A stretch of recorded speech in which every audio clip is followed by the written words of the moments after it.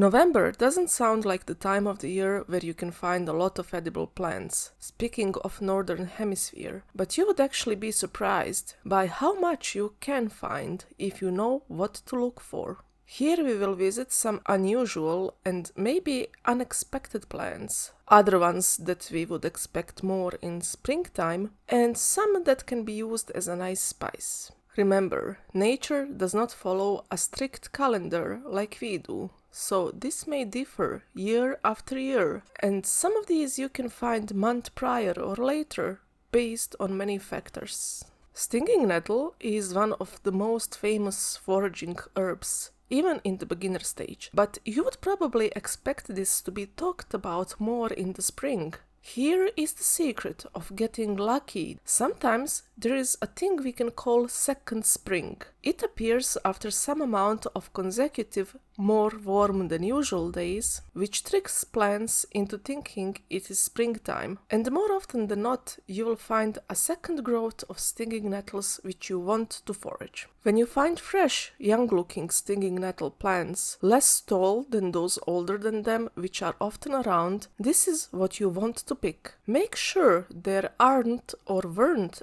any flowers or seeds on them, which will be absent anyway in most cases if you know how to recognize only the young specimens. We are always avoiding those that are gone to flowering because of high amounts of oxalic acid that is health hazard.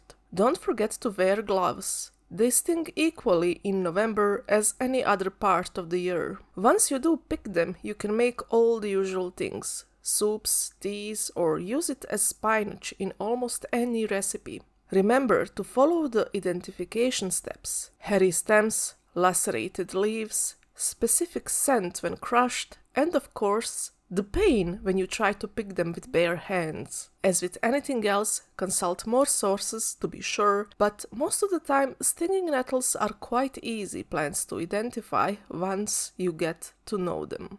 Now here is an unusual edible.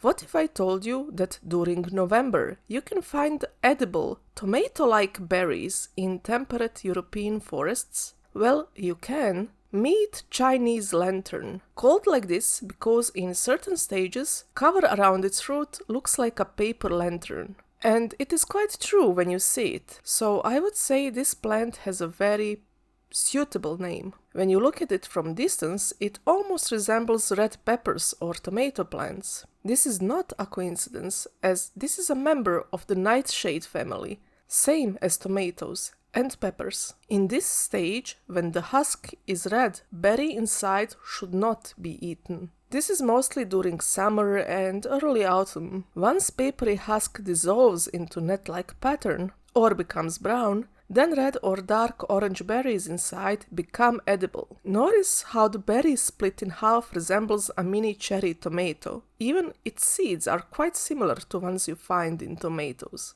Even though it is easy to ID it from the beginner perspective and does not have poisonous lookalikes, it is still a good idea to be cautious and be sure berries are fully ripe, dark orange or red with husk around it turning brown or having a net-like pattern before you consume them. You can actually find a close relative of this plant in some supermarkets, Physalis peruviana or Peruvian ground cherry. These can be relatively expensive if you are buying them out of their native range. Chinese lantern is native to Europe and Asia. However, it is naturalized in most other parts of the world. If you are in North America, you will likely encounter similar looking plants called ground cherries. This is not one plant specifically, since ground cherry is a term that can cover different species. So unless you find escaped Chinese lantern, what you will most likely see in the wild of the New World is something else.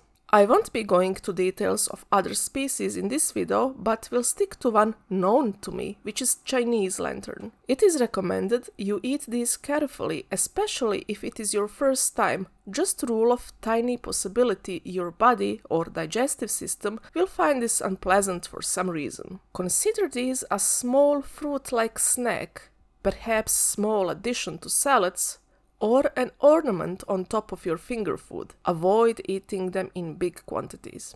Wintertime is time for stews, slow cooking, cozy atmosphere, meaty and beany foods, something full of protein and energy to keep you warm and happy. Well, this one is a herb that goes perfectly with bean stews, but also some lighter meats, like chicken, meat, winter, savory. Important note first. As with many other plants, you won't find this plant everywhere. Its native range is temperate regions of Europe, Mediterranean, and Africa. I can confirm there is abundance of this plant in this specific range because, well, that's where I am. If you happen to be in any other part of the world, don't worry, there is still hope. Winter savory is quite hardy plant, capable of surviving cold weather, so the cold by itself won't be a problem. It needs full sun and well-drained soil. You can try to plant it in your garden almost anywhere in the world. In some places, it likely escaped cultivation, so seeing it in colder parts of Europe or some parts of North America is not impossible. Its usage is noted way back since Roman times and likely goes much further back.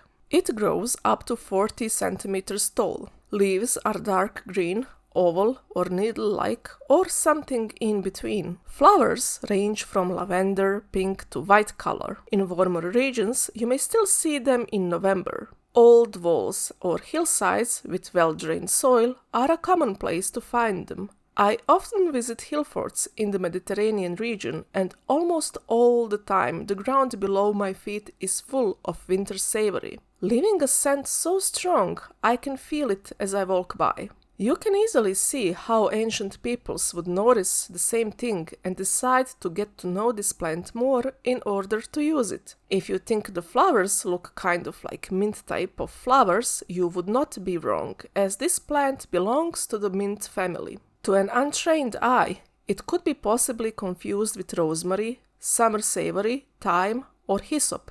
The truth is, to the untrained eye, many mint family plants kind of look very similar to each other. The good news is none of these winter savory lookalikes are toxic and they can all be used as spice, so nothing bad will happen to you if you make a mistake. If you want to be sure, find detailed information on all these lookalikes from multiple sources, examine it carefully, and note the differences. It can be a good beginner forager exercise.